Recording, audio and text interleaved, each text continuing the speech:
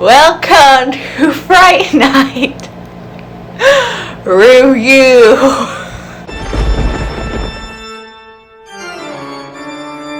Hello everyone, welcome back to another episode of Gen Z in the 80s. Another year, another Halloween special. So a lot of people who commented on my Lost Boys video told me that I needed to check out 1985's Fright Night. I can't lie, this movie was straight up a good time. It's so cheesy yet self-aware and I love that. It also shows how successful a movie can be if the studio doesn't interfere with it. And this movie was written and directed by Tom Holland. No, not Spider-Man. The other Tom Holland. The studio was so focused on other movies that Tom Holland pretty much got to do whatever he wanted here. And yeah, it shows. Can you imagine how many gruesome yet awesome scenes in this movie would have been cut if the studio interfered? There'd be people on Twitter now demanding for a Tom Holland cut of Fright Night. Now it's time to turn into a bat and fly into Fright Night. That was a really bad segue. I'm an RA at my college, so I don't have time to rewrite that. The movie first I don't have my microphone. You know what? I've done without it before. I'll continue now. The movie first opens up with a long take. Artsy. We then see our main couple making out on the floor. This movie's diving right in apparently. This is Charlie and his girlfriend Amy. Amy, as you can tell right away, is not a 17-year-old girl. In fact, her actress was actually 27 in this movie. And I'm not trying to be mean, but her haircut isn't doing her any favors. They even dressed her like someone who's trying to fit in with a younger crowd. How do you do, fellow kids? I understand casting older actors because of child labor laws and stuff. First of all, they didn't put any effort into making her look younger, and it doesn't help that all the other actors around her actually do pass as teenagers. Anyway, Amy stops making out with Charlie because Peter Vincent is on, and then Charlie gets mad at her because she's too scared to have dinner with him. But then 2 seconds later, she decides that she wants to have dinner with him. But then Charlie gets distracted by a coffin that is being moved outside and Amy's clothes come on and off between shots. And Amy doesn't believe that there's a coffin being moved outside even though she literally can just look out the window. But whatever, and she leaves. Even though she's the one that got distracted for whatever. So Charlie now has a next door neighbor. I wonder if he's any suspicion. The next day, Charlie got a bad grade on his math test, and we meet his friend Ed. He talks weird and dresses like Michael Jackson from the Thriller music video. A lady who resembles Helen Hunt goes to the next door neighbor's house, but later that night,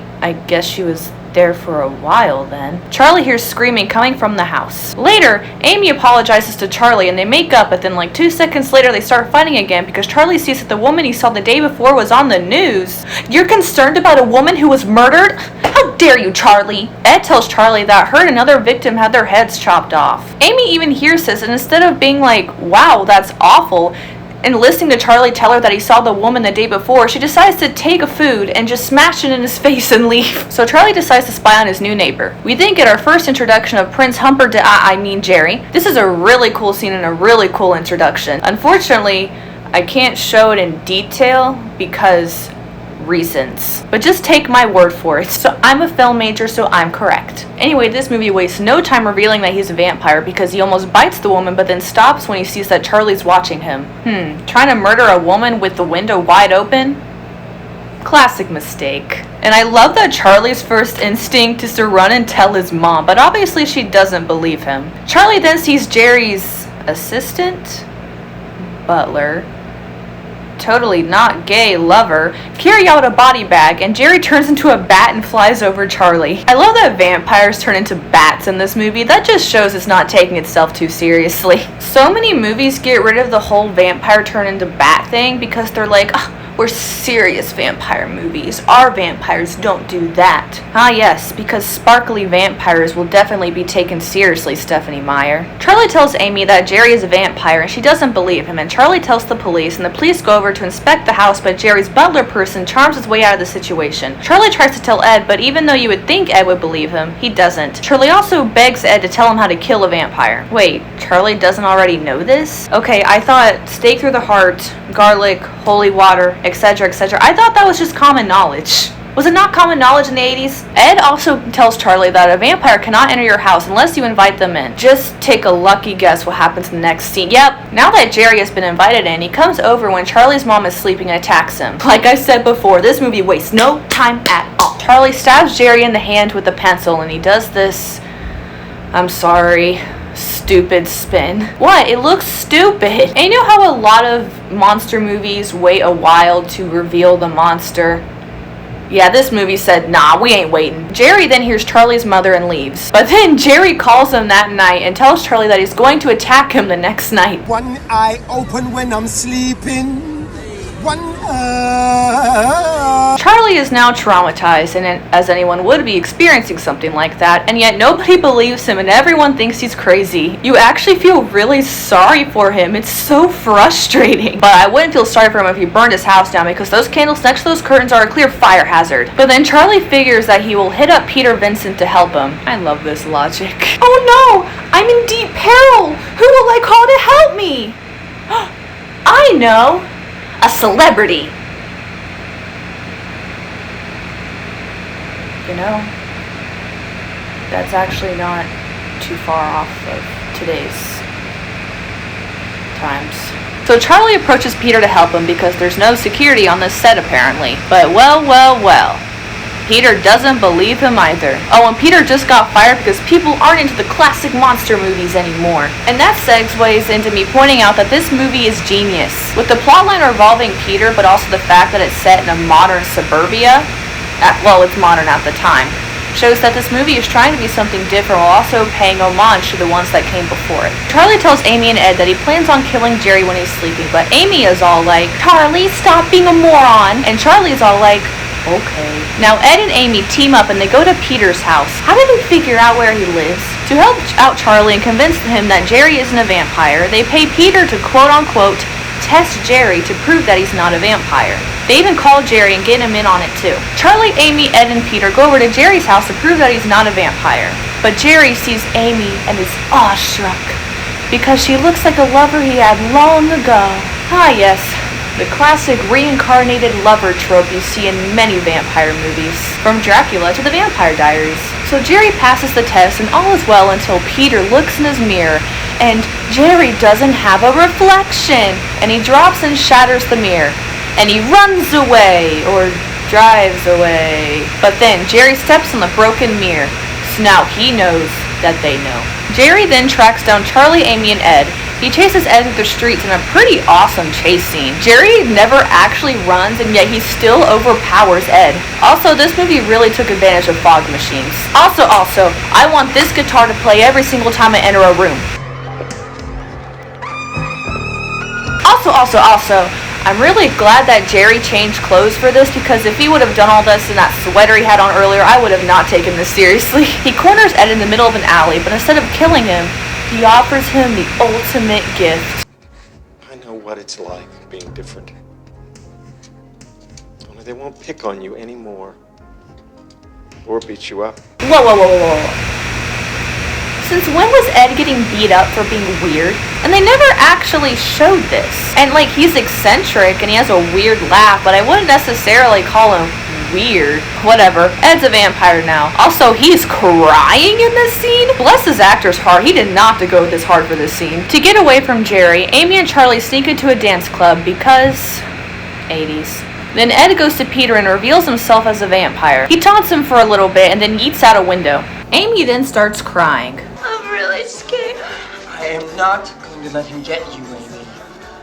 I promise. I wouldn't make any promises if I were you there, buddy. Then we get the 80s seductive dance scene, and now is a good time for me to talk about the relationship between Amy and Jerry. Yes, it's 100% wrong that a grown man is hitting on a teenage girl. However, we are not supposed to be rooting for them, and Jerry is literally the villain of this movie. He's a charming yet evil vampire. Their relationship wasn't even in the original script. Chris Sarandon, I think it's Sarandon. Chris Sarandon. It's Sarandon. You freaking idiot. It was his idea to have this because he wanted Jerry to be more sympathetic. And Amy and Jerry's dance scene is actually pretty well done. I really like the part where they're dancing, but she looks in the mirror and he doesn't have a reflection, but they keep dancing. And the fact that the actress does look so much older than 17, it makes it less creepy, and it's easy to overlook the fact that she's supposed to be a teenage girl, because if he was dancing with someone that actually did look 17, it'd be pretty uncomfortable. There's also a good character moment for Charlie because he straight up sucker punches Jerry. He's been terrified of this man this entire movie. And you know how Jerry has gone to great lengths to keep his vampirism a secret? Well, he says screw it and straight up attacks a bunch of bodyguards. Amy is taken away and Charlie now knows that Ed is a vampire. Charlie tries to convince Peter to help save Amy. I guess he doesn't give two craps about Ed. But Peter refuses and admits that he's afraid. I didn't think Fright Night of all movies would make me so emotional, but here we are. Jerry then bites Amy, and it's pretty awkward, I can't lie. Peter then decides to join Charlie after all. And you know, for someone who is so hesitant to take this role, this man is out here treating this role like the pinnacle of his career. Welcome to Fright Night. Oh my god, he said the name of the movie. But Peter runs away again once Charlie gets slapped up the stairway of heaven. So Peter runs to Charlie's house, but he finds Ed instead. So was Ed just laying there for hours just waiting for someone to walk in? Then Ed turns into... Okay. What was up with 1985 and teenage werewolves? Also,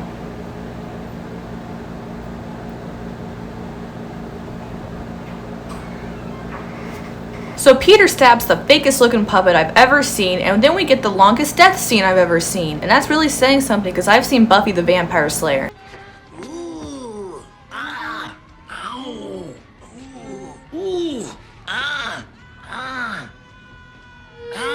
Also, his death is oddly really sad. Like, we really have to sit here and watch this teenage boy have the slowest and most agonizing death ever. Or is he dead?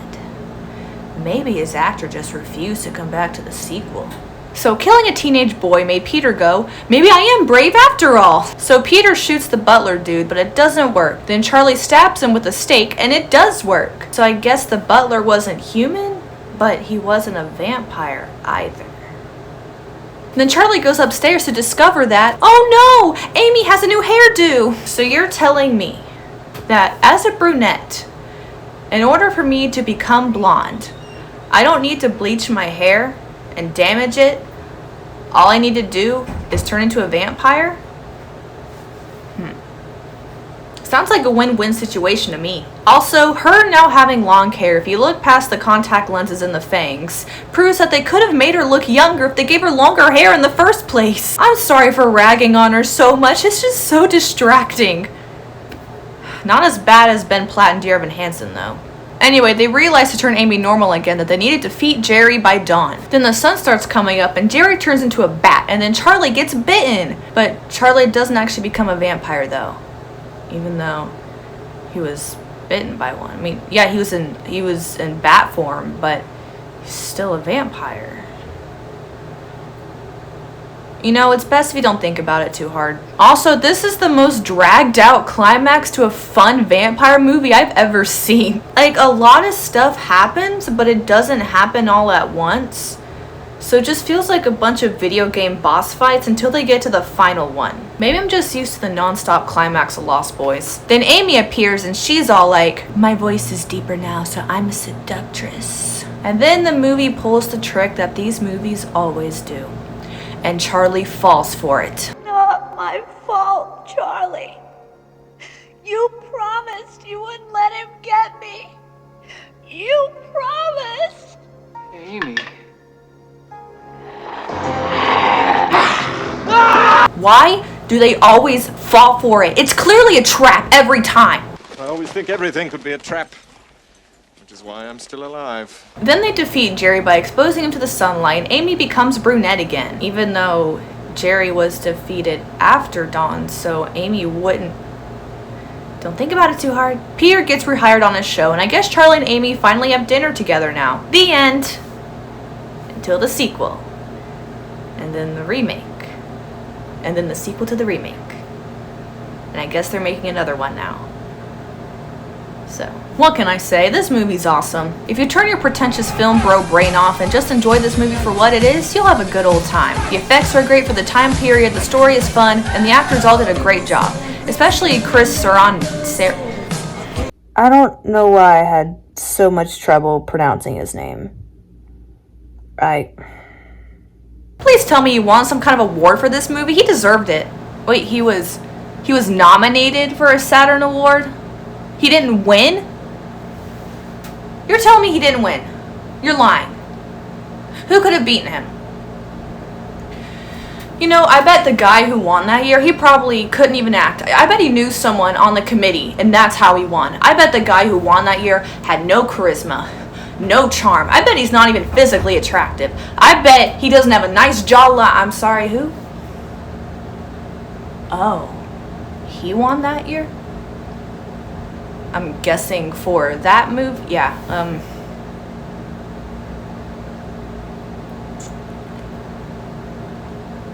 I take back what I just now said. The joke is funnier if I make you look up who won that year. I put Fright Night below Some Kinda Wonderful. Anyway, hope you guys enjoyed my review and have a happy Halloween. And remember to not spy on your neighbors. Because I guess the main message of this movie is that snitches get stitches.